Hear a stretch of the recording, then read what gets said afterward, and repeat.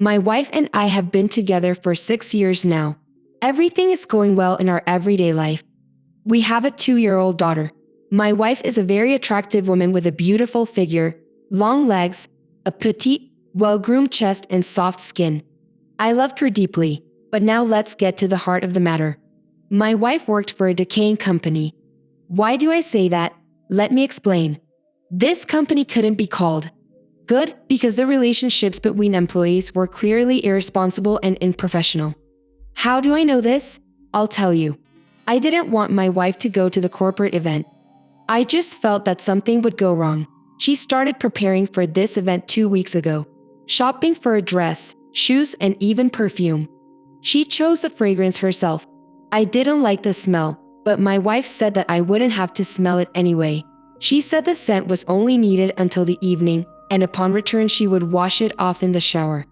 The dress she chose had a very revealing neckline. I didn't like it, but my wife playfully said that she loved me but wanted to make an impression on her female colleagues. They had a bet on who would look better and bet a case of expensive champagne for the New Year's celebration. The event and her team started at 4 in the afternoon and lasted until 11. That's how it's done now. Besides, I had no reason not to trust my wife. She had never let me down on December 30th. I saw her off and the taxi came for her. I asked her to stay, albeit with hope, but she replied that she couldn't because it would affect her professional reputation. Her boss didn't like refusals and it could negatively impact her career. Of course, she earned good money, unlike me who worked as a teacher. Although I had a decent and stable salary, it wasn't as high as hers. When my wife left, I decided to let her relax and have fun. After all, she had attended events organized by our company before. I always let her go, but this time I felt a strange emptiness, worry, and a sense of something unpleasant that threw me off balance. Around 10 o'clock at night, I called my wife. She picked up the phone, but due to the loud music and the sounds of revelry, I had to shout to make myself heard. I asked her when she was planning to come home. She replied that they had decided to continue the celebration and she would be back 2 hours later. Amidst all the noise, I heard someone persistently calling my wife to dance. The appointed time passed and my wife still hadn't come home. When I tried to call her, her phone was turned off. She only returned in the evening of the next day, 4 hours before New Year's Eve. And she seemed slightly tipsy. She passionately kissed me on the lips. Throughout the time she was gone, a sense of foreboding never left me. I couldn't sleep waiting for her. And every 15 minutes, I called her friends, acquaintances, and relatives. I only had one colleague's number, her friend from work. But even that turned out to be unreachable. I decided that if she didn't come back by New Year's, I would go to the police just in case I took our child to my mother's. When she entered, I immediately asked her why her phone was turned off. My wife widened her eyes and feigned surprise, saying she didn't know why it was off and why I hadn't called her. She said that perhaps the phone accidentally turned off by itself after she quickly took a shower. She immediately rushed to the kitchen to help me finish the cooking, although in reality I had already prepared almost everything. All that was left was to mix the salads and decorate them. Throughout the time she was busy in the kitchen, I never stopped trying to find out where she had disappeared to, considering she had only left for a few hours. But she kept postponing the conversation for later. I welcomed the New Year intention, even though my wife tried to cheer me up, talking about love, our child, and the future. She even started crawling onto my lap and kissing me. But I could see that she was doing it forcefully, unnaturally.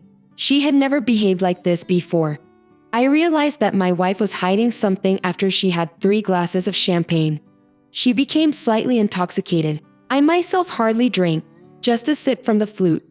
When midnight struck, that was it.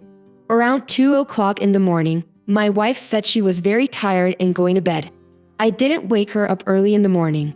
I knew where they were celebrating the holiday, so I decided to go there during the drive. I deliberately turned off my phone an hour later. I arrived at the venue. Fortunately, it was the 1st of January and there were a few cars on the road. I found the head of security, who turned out to be a beautiful woman in her 50s. We talked and she told me that indeed such a company was celebrating New Year's. However, They didn't go home because they had rented not only the restaurant but also hotel rooms. And everything was paid for in advance. The only thing they refused to show me was the footage from the cameras, explaining that it was confidential information. But as the saying goes, the castle gates will always open for gold-laden donkeys. I found the security guard who, for a certain sum, showed me and copied everything I needed onto a flash drive. I assured him that this video materials would not leave my hands. Yes, I saw my wife. She wasn't heavily intoxicated. I saw her walking towards a room with a man who gently held her waist. I saw them stand in front of the room, passionately kissing. I saw them enter the room an hour and a half later. I saw the first man leave the room, and then he returned with another man.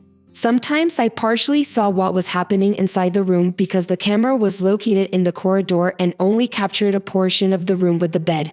Although I observed only fragments, when the door was opened, there was enough. I saw my wife with one man at first. Then I saw him leave and another man arrive. And then I saw my wife with both of them at the same time. In between their sexual encounters, they drank champagne, talked, and then resumed their activity. This went on throughout the night. The men left my wife's hotel room closer to 11 a.m. The next day, one man came out first and the other stayed behind, leaving an hour later. An hour later, my wife herself emerged from the room. The final shots were already outside, where my wife and her colleague got into a taxi. I was driving home, consumed by anger and frustration. A couple of times I almost got into an accident, but I didn't stop. I arrived home late at night watching the video and downloading the necessary episodes. Took up the entire day and evening. My wife greeted me first with anger, but then as she looked at me, her anger turned into concern and hurt with the hurt tone in her voice. She asked where I had disappeared to and why my phone was unreachable. I said that no one had called me, took out my phone and turned it on in front of her, saying that I hadn't turned it off. It must have shut off by itself with faint bewilderment.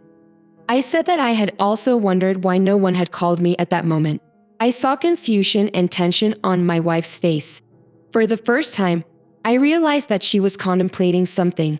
So I asked her if she wanted to tell me where she had been all night. To be honest with me, my wife said that she had been at a corporate party, had too much to drink, and they left in the evening right after the party ended. She fell asleep in the taxi and her friend brought her to her own home. She spent the night at her friend's place and during the day she felt very sick, experiencing severe nausea and couldn't leave her colleague's house. I asked my wife if she was telling me the truth with fear in her voice. She said it was the absolute truth and that she had no reason to lie to me. That's when I suggested going to visit this colleague to thank her and also to wish her Happy New Year. My wife said she wasn't ready, that she was feeling unwell and that she needed to put on makeup before going to her colleague's place. Besides, her colleague mentioned that she planned to visit her parents on the 1st of January and stay there until the end of the holiday weekend. So I told my wife directly if she would like to watch a new erotic film with me where she played the lead role. It was at that moment that my wife was genuinely frightened. She said she didn't want to watch anything. I went to grab the laptop and transferred all the video recordings from the flash drive. When I entered the bedroom again, my wife was quietly crying. I started playing the recording and placed the laptop in front of her on the bed. My wife burst into tears and began speaking incoherently, saying that she didn't want this, that she had been violated. That's when I suggested going to the police. Of course, she refused and began saying that she had had too much to drink, that she didn't know how it happened. She told me that she loved me and our little one, begging me not to jump to hasty conclusions. She said that we had a child and he shouldn't grow up without a father. She assured me that I was a good husband and as a man, I fulfilled her in every way. And that's what she had loved and still loved me for. It hurt. It was better to look at this woman and listen to her disjointed justifications and assurances of sincere and unwavering love of her family, of her child. I was consumed by furious rage. I started yelling. What was she thinking when she dragged another man into her hotel room? What was she thinking when there were two men involved? Did she think about her family or her child for me at all? And were all her corporate events like this? My sobbing wife began pleading for forgiveness, begging to start over. She claimed it was a one-time mistake and that she would never repeat it again in her life. She didn't want to lose me. She wanted both parents to raise our child. She insisted that her child needed a mother and a father. The child shouldn't grow up without a father and should live in a complete family. She said she was willing to die for what she had done. She couldn't imagine her life without me and our child. That's when I erupted once again. I screamed and asked the question, what, and most importantly, who was she thinking about in that hotel room? What and who was she thinking about when she went to that corporate event, knowing in advance that she wouldn't come back on time, knowing that everything was already paid for? Why did she lie to me from the very beginning? Who is that man she entered the room with? And who is the second one who joined them later? My wife stopped crying and sat there with a detached expression on her face. She said she understood everything, that she didn't want this. But it happened, and she was willing to do anything to save her family. She said that our child and I meant everything to her. She couldn't imagine her future without me and our little one. Silently, I took out a suitcase and started packing my things. My wife sat there as a frozen, staring at one spot and remaining silent. Hysterics ensued when I reached the door. She begged me not to leave, asked me to stay, begged for forgiveness and tried to kiss me. She clung so tightly to my jacket that I could barely detach her, nearly tearing the jacket in the process. I walked away. I called my mother and asked her to keep the child with her until the end of the holiday. I asked her not to answer any calls from my wife, and most importantly, not to give her the child under any circumstances. I said I would explain everything later, that I needed to be alone. In fact, it would be better for my mother to leave with the little one and go to relatives. I booked a hotel room, ordered food and alcohol. I lay in bed with the TV on, drinking, snacking, and reflecting on moments from my life. Then I succumbed to a drunken sleep. The phone woke me up during the day. It was my father-in-law inquiring when we, along with his daughter and granddaughter, would come to visit them. I replied that we wouldn't be able to come. Simply couldn't, that's all. When I returned home, I informed my wife that I was filing for divorce. I had thought everything through and realized that I would never be able to forgive her, that she was a cheater and she should leave my apartment as it was purchased before the marriage. As for her daughter, I would take legal action to determine her place of residence with her father due to the mother's immoral behavior. I turned around, walked out, got in the car and drove away. No one stopped me anymore. As for her two colleagues, I found them. I gathered information on them, and it turned out that both of them were married and even had children. As an act of revenge, I sent their wives an erotic film featuring their husbands and my ex-wife. What happened to them afterward?